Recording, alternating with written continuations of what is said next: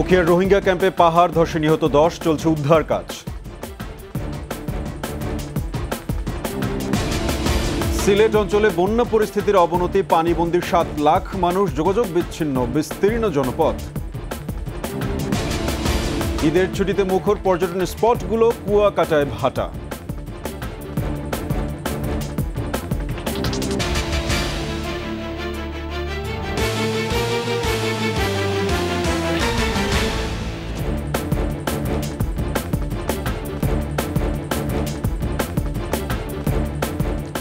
ঈদ মুবারক।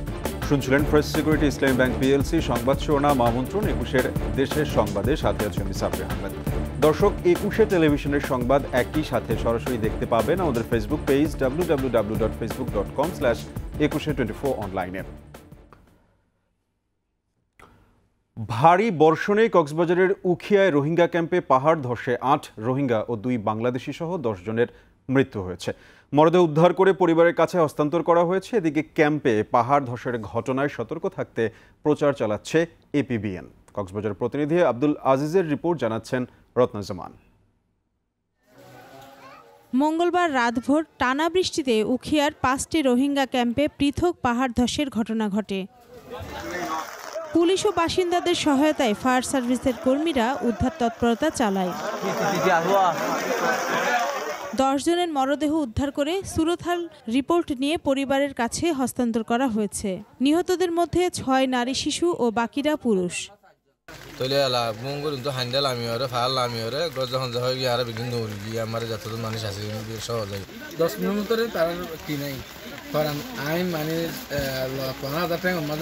ক্যাম্পে পাহাড় ধসের ঘটনায় সবাইকে সজাগ হতে এপিবিএন এর পক্ষ থেকে চলছে মাইকিং।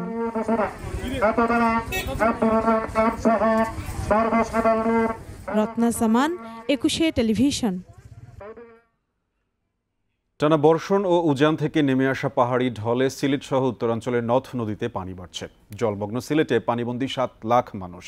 সুনামগঞ্জ সদরের সাথে 12টি উপজেলার যোগাযোগ বিচ্ছিন্ন হয়ে পড়েছে। আশ্রয়কেন্দ্রে অবস্থান করা পানিবন্দী মানুষের মিলছে না পর্যাপ্ত ত্রাণ সামগ্রী। মৌলভীবাজারের সব নদ নদীর পানি বেড়ে প্লাবিত 4 উপজেলার বেশ কয়েকটি ইউনিয়ন। পাশাপাশি নদী ভাঙনের শঙ্কাও রয়েছে। পানি বাড়ছে নেত্রকোনার নদ নদীতেও। প্রতিনিধিদের তথ্য ও ছবিতে মাসুম আলিসের প্রতিবেদন। উজানের ঢলে ভাসছে সিলেটের জৈন্তাপুর, গোয়েনঘাট, কানাইঘাট, ওসমানী নগর সহ কয়েকটি উপজেলার মানুষ। সিলেটের সার্বিক বন্যা পরিস্থিতির অবনতি। জেলার সুরমা, কুশিয়ারা সহ অভ্যন্তরীণ নদীর পানি 6 পয়েন্টে বিপদসীমার উপর দিয়ে প্রবাহিত হচ্ছে। 106 ইউনিয়নের 1323 গ্রাম প্লাবিত। পানিবন্দী 7 লাখ মানুষ। আমরা কি টাকা আমরা কোনো খাইতে পারি না, লইতে পারি না, কিছু করতে পারি না। 2 দিন বাদেও পানি বাড়ে। মানুষের ঘরবাড়িতে থেকে পানি ঢুকতেছে, মানুষ অনেক বিপর্যয়ের মধ্যে পড়ে গেছে। সিলেট মহানগরের অর্ধশতাধিক এলাকা পানির নিচে তলিয়ে গেছে। এই অবস্থায় বাড়ছে পানিবন্দী মানুষের হাহাকার। এদিকে বন্যার পানি ঢুকে পড়ার আশঙ্কায় সিলেটের বিদ্যুৎ কেন্দ্রে কাজ করছে সেনাবাহিনী। আমরা এটা উপনীত হয়েছি যে আমরা একটি মানুষও যাতে কষ্টে না থাকে, আশ্রয়কেন্দ্রগুলোতে আমরা খাবার পরিবেশন করব, মেডিসিন, পানি যা যা লাগে। সুনামগঞ্জের প্রায় 7 লাখ মানুষ বন্যা কবলিত। শুকনা খাবার ও বিশুদ্ধ পানির অভাবে ভুগছেন। অনেকেই 2 দিন ধরে আশ্রয়কেন্দ্রে অবস্থান করলেও মিলছে না কোনো ত্রাণ সামগ্রী, নেই স্যানিটেশন ব্যবস্থা। আজকে 2 দিন হয়ে আইসি মানে পানির সমস্যা, আমরা সব দিকে তো বাথরুম নাই একটা, এরকম অবস্থা আমরা। সুরমা সহ বেশ কয়েকটি নদ নদীর পানি বিপদসীমার উপর দিয়ে প্রবাহিত হচ্ছে। আগামী 24 ঘন্টা ভারী বর্ষণ হওয়ার সম্ভাবনা রয়েছে। 24 ঘন্টা পরে ভারী থেকে অতি ভারী বৃষ্টিপাতের পূর্বাভাস রয়েছে। এদিকে বন্যাকে পুঁজি করে নিত্যপণ্যের দাম বাড়িয়ে দিয়েছে অসাধু ব্যবসায়ীরা। তবে প্রশাসন বলছে জড়িতদের বিরুদ্ধে আইনানুগ ব্যবস্থা গ্রহণ করা হবে।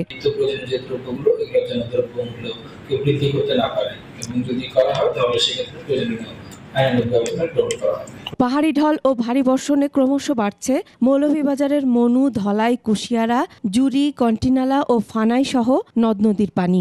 এসব নদীর অর্ধশতাধিক পয়েন্ট ঝুঁকিপূর্ণ রয়েছে। জেলা প্রশাসন জানিয়েছে বড়লেখা উপজেলার 4টি, জুড়ি উপজেলার 3টি, কুলাউড়া উপজেলার 3টি, সদর উপজেলার 4টি এবং রাজনগর উপজেলার 2টি ইউনিয়ন বন্যা কবলিত। তলিয়ে গেছে নিম্নাঞ্চল। নেত্রকোনায় অতিবৃষ্টি, উজান থেকে নেমে আসা পাহাড়ি ঢলে উবদাখালী নদীর পানি বিপদসীমার 32 সেন্টিমিটার ওপর দিয়ে প্রবাহিত। এছাড়া জেলার প্রধান প্রধান নদী কংস, সোমেশ্বরী, ধনু ও মগরা নদীর পানি বৃদ্ধি পেয়েছে। আশ্রয় কেন্দ্রের দিকে ছুটছে মানুষ। মাসুম আলিসা, 21 টেলিভিশন। ঈদের ছুটিতে এখনও জমে ওঠেনি পর্যটন কেন্দ্র কুয়াকাটা। তবে রাঙামাটির পর্যটনের স্পটগুলো ও নরসিংদী ড্রিম হলিডে পার্কে দর্শনার্থীদের ভিড়। ঈদ পরবর্তী ব্যাপক সমাগমের আশা করা হলেও তেমন পর্যটকের দেখা নেই কুয়াকাটায়। হতাশ পর্যটন কেন্দ্রের বিনিয়োগকারীরা। ভ্যাপসা গরম এবং ঘূর্ণিঝড় রিমালের প্রভাবে অনেক দিন ধরে পর্যটক নেই কুয়াকাটায়। ক্ষতি পুষিয়ে নিতে ঈদেই লক্ষ্যমাত্রা নির্ধারণ করে রেখেছিলেন ব্যবসায়ীরা। ছুটিতে রাঙামাটির বিভিন্ন পর্যটন স্পটগুলোতে পর্যটকরা ঘুরে বেড়াচ্ছেন। বৃষ্টির কারণে কিছুটা বিঘ্ন ঘটছে, তবে গেল ঈদের ছুটির তুলনায় পর্যটকের সংখ্যা কম। আনন্দে মুখর নরসিংদী ড্রিম হলিডে পার্ক। বেলা বাড়ার সাথে সাথে পার্কে বেড়েছে দর্শনার্থীর সংখ্যা। আকর্ষণীয় রাইডের পাশাপাশি পার্কে বর্ণিল সাজে রয়েছে ঈদের আমেজ।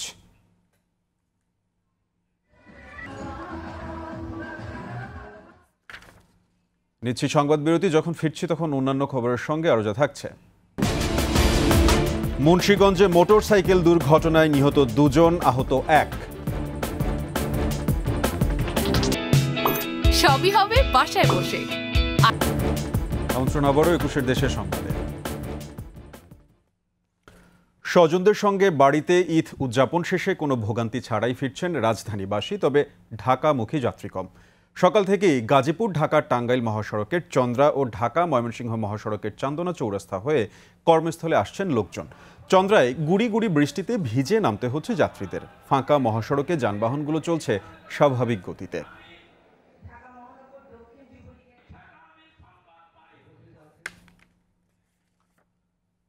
বিদায়ী সেনাবাহিনী প্রধান জেনারেল এস.এম. শফিউদ্দিন আহমেদ বলেছেন, মানব সম্পদ উন্নয়ন সূচকে বাহিনী আগের চেয়ে অনেক উন্নত। পেশাগত দিকে আগের চেয়ে দক্ষ, যোগ্য এবং পারদর্শী সেনা সদস্যরা। সকালে কুমিল্লা সেনানিবাস এরিয়া পরিদর্শনে এলে তাকে সামরিক রীতিতে বিদায় জানায় 33 পদাতিক ডিভিশন। পরে বিদায়ী দরবারে এরিয়ার সেনা সদস্যদের সঙ্গে মত বিনিময় করেন তিনি। Bangladesh army university of sciences and টেকনোলজির উদ্বোধন করেন। জেনারেল শফিউদ্দিন বলেন, প্রধানমন্ত্রীর ঐকান্তিক প্রচেষ্টায় বাংলাদেশ সেনাবাহিনী আধুনিক এবং চৌকস বাহিনী হিসেবে বিশ্বের দরবারে মাথা উঁচু করে দাঁড়িয়েছে।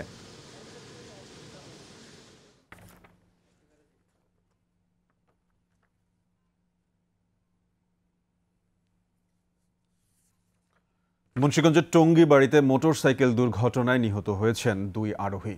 গুরুতর আহত অন্যজন হাসপাতালে চিকিৎসাধীন। ভোরে টঙ্গীবাড়ির হাসাইল বাজার থেকে দিঘির পাড়ে যাচ্ছিলেন ওই 3 জন। পথে মোটরসাইকেলটি নিয়ন্ত্রণ হারিয়ে বেশনাল কবরস্থানের দেয়ালে ধাক্কা লাগলে ঘটনাস্থলে মারা যান মোকসেদ গাজী। গুরুতর আহত 2 জনকে মুন্সিগঞ্জ জেনারেল হাসপাতালে নেওয়া হলে চিকিৎসক নাসিরকে মৃত ঘোষণা করেন। অন্যজন সোহাগকে উন্নত চিকিৎসার জন্য ঢাকা মেডিকেল কলেজ হাসপাতালে পাঠানো হয়েছে।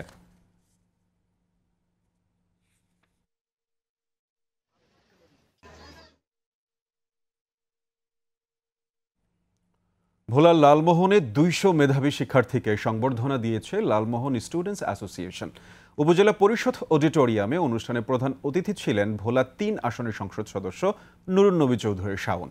তিনি বলেন, আগামীর স্মার্ট বাংলাদেশের নেতৃত্ব দেবে স্মার্ট ও সুশিক্ষিত প্রজন্ম। এ লক্ষ্যে শিক্ষার মানোন্নয়নে নানামুখী পদক্ষেপ নিয়েছে সরকার। অনুষ্ঠানে ছিলেন নাওয়াল গ্রুপের চেয়ারম্যান ফারজানা চৌধুরী রত্না, লালমোহন পৌর আওয়ামী লীগের আহ্বায়ক শফিকুল ইসলাম বাদল, উপজেলা পরিষদের ভাইস চেয়ারম্যান মোহাম্মদ জাকির হোসেন, নারী ভাইস চেয়ারম্যান মাসুমা বেগম। তারা বলেন, বঙ্গবন্ধু কন্যা শেখ হাসিনার দূরদর্শী পদক্ষেপে ডিজিটাল বাংলাদেশ বিনির্মিত হয়েছে।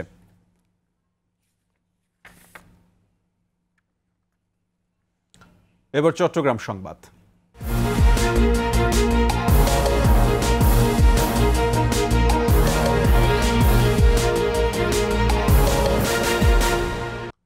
রাঙামাটির বাঘাইছড়ি উপজেলার বাগাইহাট গ্রামবাসীর সাথে আঞ্চলিক 2 দলের সংঘর্ষে নিহত বাসের হেলপার নাইমের খুনিদের দ্রুত গ্রেপ্তার ও শাস্তির দাবিতে বিক্ষোভ সমাবেশ করেছে সাজেক গণ অধিকার রক্ষা কমিটি। গঙ্গারামের উজোবাজার মাঠের সমাবেশে বক্তব্য দেন সাজেক ইউপি চেয়ারম্যান অতুলাল চাকমা ও সাজেক কারবারি সমিতির সভাপতি নিখিল জীবন চাকমা। স্থানীয়দের অভিযোগ, বাগাইহাট বাজার নিয়ন্ত্রণে নিয়ে পণ্য নিতে বাধাসহ হয়রানি করছেন জেএসএস এর এমএন লার্মা ও ইউপিডিএফ এর গণতান্ত্রিক দলের লোকজন। এর জেরে গতকাল দুপুরে দুপক্ষের সংঘর্ষে গুলিতে মারা যান নাইম, আহত হন 2 জন।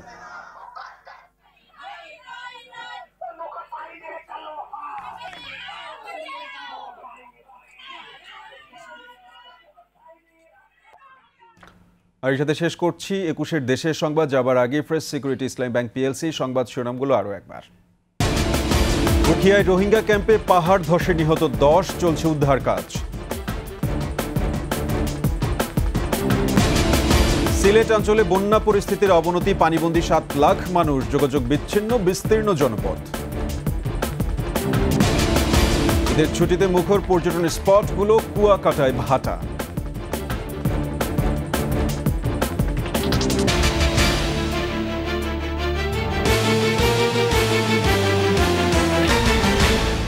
দর্শক, সর্বশেষ সংবাদ জানতে ডায়াল করুন 202 নম্বরের, ভিজিট করুন 21-tv.com ওয়েবসাইটে। এছাড়া ফেসবুকে ভিজিট করতে পারেন facebook.com/2124 অনলাইনে। এতক্ষণ সাথে থাকার জন্য আপনাদের সকলকে ধন্যবাদ। পরবর্তী সংবাদ সন্ধ্যা 7টায় দেখার আমন্ত্রণ রইল। 21-এর সাথেই থাকুন।